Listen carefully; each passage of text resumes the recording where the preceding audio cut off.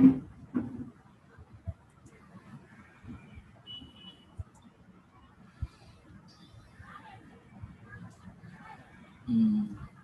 morning, student. Today discuss a topic short-term purpose, short-term and long-term purpose of demand forecast. குறுகிய கால மற்றும் நீண்ட காலத்தின் தேவை முன்கணிப்பு எதனால பார்க்குறோம். First, short-term purpose of demand forecast. அதாவது evaluation of suitable protection policy, determination of price policy, sales target, protection target. சரியா, adjusting economical purchases and storage of raw materials, financial adjustment, arrangement of labors. சரியா, long term purpose of demand forecast planning of a new and the expansion of the extending the unit, financial requirement, manpower planning. சரியா, அது short குறுகிய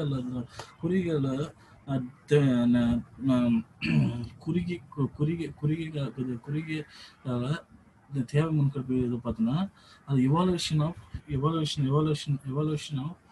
suitable protection policy. அது என்னன்னா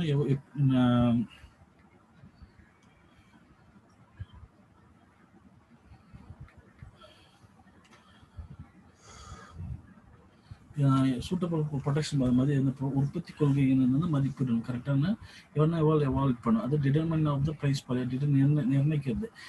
விலை கொள்கை கரெக்டாக நிர்ணயிக்கணும். எப்படி எந்த மாதிரிலாம் இருக்குன்னா உற்பத்தி கொள்கை பார்த்தீங்கன்னா எப்படிலாம் மதிப்பிடும், எந்த மாதிரி இதெல்லாம் கரெக்டாக ஃபாலோ பண்ணணும். அதே மாதிரி ப்ரைஸ் கொள்கை விலை கொள்கையில் பார்த்தீங்கன்னா மதிப்பீடு ப்ராப்பராக இது நிர்ணயிக்கிறது கரெக்டாக இருக்கும். இது தான் விலை, இந்த ப்ரைஸ் தான் விற்கணும், இந்த தேவை இந்த ஷார்ட் பீரியட் தான் விற்கணும். சேல்ஸ் டார்கெட் இது வித்தின் இந்த 3 months ஷார்ட் டைமில் எந்த அளவுக்கு அச்சீவ் அடையணும் அண்டு நம்ம டார்கெட் இருக்கும். அது நெக்ஸ்ட் ப்ரொடெக்ஷன் டார்கெட்.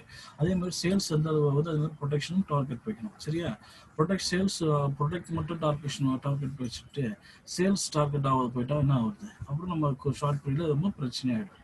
சரியா, இப்போ ப்ரொடக்ஷன் டார்கெட்டாக இருக்கணும்னா சேல்ஸ் அதிக அச்சீவ் பண்ணணும். சரியா, அடுத்து adjusting the economical purchases and storage of raw materials. சரியா, எக்கனாமிக்கல் பொருளாதார அச்சீவ் பண்ணுறதுக்கும் ரா மெட்டீரியல் ஸ்டோரேஜும் கரெக்டாக ப்ராப்பராக அட்ஜஸ்டிங் கரெக்டாக இருக்கும். ஏங்க ரெண்டும் கரெக்டாக தான் ரா மெட்டீரியல்ஸ் இருக்கிறது தான் ப்ரொடக்ஷன் டார்கெட் அச்சீவ் பண்ண முடியும். ப்ரொடக்ஷன் டார்கெட் அச்சீவ் பண்ணணும்னா சேல்ஸ் டார்கெட் இருந்தால் மட்டும் தான் ப்ரொடக்ஷன் அச்சீவ் பண்ண முடியும். சரியா, அதுக்கடுத்து ஃபினான்ஷியல் அட்ஜஸ்டன்ட் பார்த்தீங்கன்னா நிதி உதவிகளை இப்போ அட்ஜஸ்ட்மெண்ட் பண்ணால் கரெக்டாக அதுக்கு கரெக்டாக இருக்கணும். நிதி உதவி கரெக்டாக இருக்கணும், கரெக்டாக ப்ராப்பராக கிடைக்கணும். நிதி போகிறது கரெக்டாக ப்ராப்பராக இருக்கணும். அப்போ தான் இது எல்லாமே நம்ம அச்சீவ் ஷார்ட் பண்ண இருக்கணும். அரேஞ்ச்மெண்ட் ஆஃப் லேபர்ஸ் கரெக்டாக இருக்கும். அந்த லேபர்ஸ்லாம் கரெக்டாக இருந்தால் மட்டும்தான் அரேஞ்ச்மெண்ட் ப்ராப்பராக அந்த ஷார்ட் பீரியடில் இந்த மாதத்தில் இந்த டைமில் இந்த டேட்டில் இத்தனை டேஸ்க்கு இத்தனை ஹவர்ஸ்க்கு நீங்கள் லேபர்ஸ் தேவை, இத்தனை மணி நேரத்துக்கு இது லேபர்ஸ் தேவை. சரி, அதுக்கு இருந்தால் மட்டும்தான் ஃபினான்ஷியல் அட்ஜஸ்ட்மெண்ட் இருக்கணும்.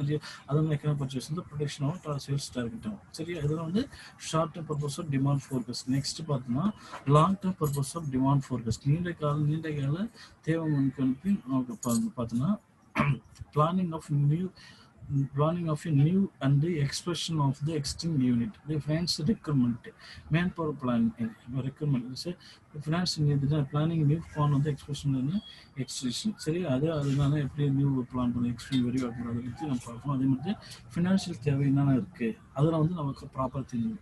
மேன்பவர் பிளானிங், மேன்பவர் கண்டிப்பாக மனித கரெக்டாக திட்டம் எடுக்கணும். கரெக்டாக பிளானிங் கரெக்டாக இருக்கா, என்ன மாதிரி இருக்குது, எப்படி என்ன மாதிரி சுச்சுவேஷன் இருக்குன்றது நம்ம தெரிஞ்சு. ஃபினான்ஷியல் ரெக்ரூட்மெண்ட் தேவை என்ன செய்யலாம், நிதி தேவை கரெக்டாக நம்மளுக்கு தான் நீண்ட காலத்தில். ஏன்னா ஷார்ட் டைம்னா வித்தின் 3 months இவ்வளோ 6 months இவ்வளோ ரொட்டேஷன் ஆகலாம். லாங் டைம்னா 1 year 2 years லாங் டைம் இருக்கிறப்ப அந்த நீண்ட காலத்தில் ப்ராப்பராக நம்ம தேவைக்கு ஃபினான்ஷியல் பண்ணணும். சரியா, ரெக்கமெண்ட் தேவைப்படுறப்ப அவனால ஃபினான்ஷியல் பண்ண முடியுமா, அவனால பண்ணுவானுங்களா நம்ம கண்டிப்பாக நம்ம தெரிஞ்சுக்கணும். சரி, ஏன் கேட்டால் இப்போ குறுகிய காலம் இருக்குது, நீண்ட காலம் இருக்கும்போது அதிக இன்வெஸ்ட் பண்ணுறதால லாக் ஆகிடும். நம்மளுக்கு தேவையான பொருட்கள் தேவை இருக்கா இல்லையா அவன் ஃபினான்ஷியல் யோசிப்பான். சரியா, ஷார்ட் என்ன 3 months 6 months அப்போ 1 year அப்போ கரெக்டாக 1 year எப்படி தான் ரிட்டர்ன்ஸ் நம்ம அமௌண்ட்டுக்கு ரிட்டர்ன்ஸ் வந்துடும். அதனால இந்த பயமாக இருக்கும். ஆனால் இது லாங் டைமில் பார்க்குறப்ப அதிக இன்வெஸ்ட்மெண்ட் பண்ண வைத்திருக்கும். சரி, அது time years 10 years 5 years 3 years 1 year 2 years இதுக்கு போது இயர்ஸ் அதிகமாக நம்மளுக்கு பணம் ரொட்டேஷன் இல்லாததுனால அது கண்டிப்பாக ஃபினான்ஸ் ரெக்கமெண்ட் தேவைப்படும். சரியா, அதுதான் சொல்கிறாங்க. Next method of demand forecasting. Method ஆஃப்னா தேவை முன்கணிப்பின் முறைகள். தேவை முன்கணிப்பின் முறைகள் அது மெத்தட் ஆஃப் டிமாண்ட் ஃபோர்காஸ்ட் வந்து ரெண்டு மெத்தட். ஒன்று ஆப்ஷன் போலிங் மெத்தடு, இன்னொன்று ஸ்டாட்டிக்கல் மெத்தடு. ஆப்ஷன் போலிங் மெத்தட்னா கருத்து எப்படி எந்த மாதிரி இதெல்லாம் போலிங் எப்படி வாக்கு இது மாதிரி போலிங் பண்ணாத ஒரு மெத்தடு. ரெண்டாவது வந்து ஸ்டாட்டிக் மெத்தட், ஸ்டேட்டை எடுக்கிறது. இதில் வந்து ஃபஸ்ட்டு பார்த்தீங்கன்னா ஆப்ஷன் போலிங் மெத்தடில் consumer survey method, sales force option method, அது எக்ஸ்போர்ட் வந்து ஆப்ஷன் மெத்தடு. சரியா, அதில் பார்த்தோன்னா சேல்ஸ் பார்த்தா கன்சியூமர் சர்வே மெத்தட் பார்த்தீங்கன்னா complete enumeration survey, sample survey and test marketing and end users. சரி, அதில் அங்கே போனால் ஸ்டாட்டிக்கல் மெத்தட் பண்ணால் trend projection method, barometric method, regression method, simultaneous equation method. சரி, அதில் வந்து டென்ட் ப்ராஜெக்ட் மெத்தட் போனால் fitting trend line or observation, least square line, linear regression, time series analysis, moving average and annual difference. சரியா, எக்ஸ்பென்டேஷனல் something. சரி, okay. இது மாதிரி 2 classification பிரிக்கிறாங்க. 2 classification பிரிக்கிறதுனால ஃபர்ஸ்ட் ஆப்ஷன் போலிங் மெத்தட் போனால் இதில் போலிங் மெத்தட் இப்போ வந்து என்னன்னா சர்வே என்னது ஒரு மாதிரி ஒரு குழு இது மாதிரி கருத்து கேட்குறது அவங்க போலிங் ஸ்டேட்மெண்ட். எவ்வளோ கன்சியூமர் சர்வே எவ்வளோ இருக்கிறாங்க, எவ்வளோ கன்சியூமர்ஸ் இருக்கிறாங்க, சேல்ஸ் ஃபோர்ஸ் ஆப்ஷன் எவ்வளோ இருக்கிறாங்க. சரி, export option method, export option வச்சு இது நுகர்வோர் எவ்வளோ பார்க்கணும். சேல்ஸ் ஃபோர்ஸ் அவங்களோட ஒப்பீனியன் கேட்கணும். எக்ஸ்போர்ட் பண்ணுறாங்கன்னா பொருட்கள் அவங்களோட ஒப்பீனியன் கேட்கணும். அதுக்கப்புறம் இந்த காம்படிட்டிவ் எனுமரேஷன் சர்வேன்னு கணக்கீடு கொடுக்குறது. இப்போ எவ்வளோ கம்ப்ளீட்டாக எவ்வளோ சர்வே பண்ணி கணக்கீடு பண்ணணும். சரி, எவ்வளோ அது வந்து சாம்பிள் வேரியன்ட்டு, டெஸ்ட் மார்க்கெட் எவ்வளோ வந்து சாம்பிள் பண்ணி சர்வே பண்ணி எவ்வளோ டெஸ்ட் மார்க்கெட் பண்ணுறாங்க, எவ்வளோ ப்ராப்பர் பண்ணுறாங்க அப்படின்னு. சரி, அந்த எம்டியூஸ் இது மாதிரி இருந்தால் தான் போலிங் மெத்தடு. சரி, அந்த பக்கம் ஸ்டாட்டிக் மெத்தட்னா எப்படின்னா வந்து புள்ளிகள் கரெக்டாக இருக்கும். புள்ளிகள் எந்த அளவுக்கு சர்வே இருக்குது. டென்ட் ப்ராஜெக்ட் மெத்தடு, பேரோமெட்ரிக்கு, அது ரெக்ரேஷன் தெரியல ரெக்ரேஷன் ஸ்டிமுலேட். அது வந்து டென்டிங் மெத்தட் பார்த்தீங்கன்னா ஃபிட்டிங் ட்ரெண்ட் லைன் அப்சர்வேஷன். சரின்னா ப்ராப்பராக ட்ரெண்டிங்னா அந்த இயர்ஸ், அந்த 1 years 10 years ட்ரெண்டிங் வேவ்ஸ் மாதிரியா இருக்குது. டென்டிங்னா 10 yearsக்கு 5 years மாதிரி லைனிங் டென்டிங் லைன். அது லீஸ்ட் ஸ்கொயர் லீனியர் ரெக்ரேஷன் எவ்வளோ இருக்குது அதுன்னு பார்த்துக்கலாம். அதில் போய் எப்படி இருக்குது ப்ராப்பராக தெரிஞ்சுக்கலாம். நெக்ஸ்ட் வந்து டைம் சீரிஸ்னால் தெரியல. டைம் சீரிஸில் வந்து எந்தெந்த டைம் எந்தெந்த காலத்து அந்த மாதிரி எவ்வளோ அனாலிசிஸ் இருக்குது அதை கரெக்டாக ப்ராப்பராக பண்ணணும். Moving average and annual difference. சரியா, இது இவ்வளவும் இருக்கிறப்ப இந்த டிமாண்ட் ஃபோர்காஸ்டிங்கில் எந்த மாதிரிலாம் என்னென்ன பிரச்சனை வருது அதெல்லாம் நம்ம கண்டிப்பாக தெரிஞ்சுக்கணும். அது மட்டும் இந்த சர்வே மெத்தட் பார்த்தீங்கன்னா கன்சூமர் சர்வே இல்லைன்னா கன்சூமர் சர்வே கூட கலெக்டிவ் சர்வே கூட சொல்லலாம். இதில் இந்த சர்வே மெத்தட் இந்த போலிங் வந்து சர்வே மெத்தட் கன்சூமர் மெத்தடில் அந்த கன்சூமர் மெத்தடில் கலெக்டிவ் மெத்தட் கன்சூமர் மெத்தடில்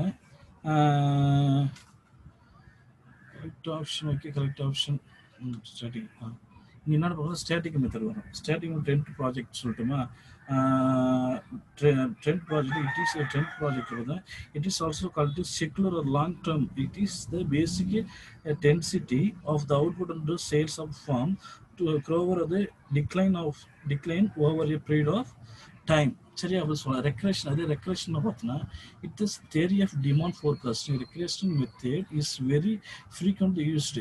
த method established the relation between quantity demand and one or more different the variable price or related costs. அது தொடர்புடைய விலை பொருட்கள், அது தொடர்புடைய விலை பொருட்கள் அட்வர்டைஸ்மெண்ட் காஸ்ட். சரியா, இப்போ அட்வர்டைஸ்மெண்ட் பண்ணுறோம் ஒரு பொருளுக்கு அட்வர்டைஸ் பண்ணுறோம்னா அதனோட காஸ்ட்லாம் வந்து ரெக்ரேஷனாக அந்த கார்லேஷனில் சொல்லலாம். சரியா, அப்புறம் வந்து லீஸ்ட் ஸ்கொயர் சொல்கிறாங்களே, இட் இஸ் மேத்தமெட்டிக்கல். இது வந்து A plus லீஸ்ட் ஸ்கொயர் மெத்தட்னா it is mathematical procedure of fitting a curve. It is a very simple and particular method which is provide the best of the according to the reasonable criteria. இது maths இது mathematical. இப்போ என்ன y = a plus bxன்றாங்களே அந்த method வந்து use பண்ணி least square linear regression கண்டுபிடிக்கணும். சரியா, அடுத்தது வந்து ஸ்டிமுலேட்டிவ் ஈக்குவேஷன் மெத்தட்னா this method is very much statistical method of the forecast. It is referred to the development of the completed model is expressing the behavior of all variable the decision the control. This above the indicate method the are only few the method of the available forecasting. சரியா next வந்து leading indicators methods அப்புறம் வந்து பொதுவாக பார்த்தீங்கன்னா இந்த static மெத்தடில் எப்பவுமே ஃபுல்லாகவே இந்த மேத்தமெட்டிக் யூஸ் பண்ணலாம். அப்புறம் டிமாண்ட் ஒன்று cost, direct cost, indirect cost அதுக்கப்புறம் ஃபாலோ பண்ணி எவ்வளோ ப்ராஃபிட் அடைகிறாங்க. சரியா, அது வந்து தெளிவாக தெரிஞ்சு அதை பற்றி தெளிவாக தெரியும். இது ஃபுல்லாக ஃபாலோ பண்ணால் டிமாண்ட் எந்த அளவுக்கு இருக்குது, எந்த அளவுக்கு டிமாண்ட் ஃபோர்காஸ்ட் எப்படி நம்ம நிர்ணயிக்க முடியும். அதன் மூலம் எவ்வளோ வந்து வருவாய் வருது, எவ்வளோ லாஸ் ஆகுது, எவ்வளோ ப்ராஃபிட் ஆகுது நம்ம தெரிஞ்சுக்க முடியும். சரியா, அதை தான் வந்து தெளிவாக சொல்கிறாங்க.